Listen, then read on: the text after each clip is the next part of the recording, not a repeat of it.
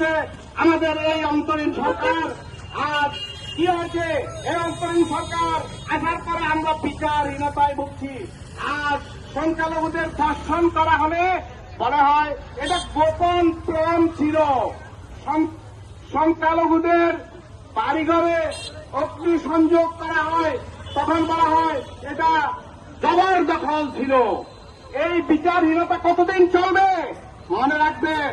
এই বিচারহীনতা এভাবে চলতে থাকে, আজকে আমাদের উপর চলছে, কিন্তু একদিন আমরা এই সনাতনী অথবা সংখ্যালঘু বাদে আর আপনারা যে সব জনগণ আছে আপনারাও এর হাত থেকে রেহাই পাবেন না।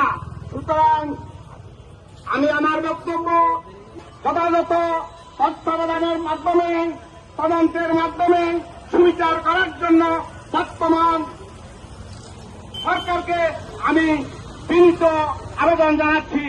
আর যদি তাই করা না হয় তাহলে হয়তো এমন একটা বিপদ আপনাদের উপর, এই সরকারের উপর আসবে যে সমস্ত বাংলাদেশের সমস্ত জাতি বর্ণ নির্বিশেষে সবাই একযোগে একটি হুঙ্কার দিয়ে উঠবে, আপনি বারবার পথ পাবেন না।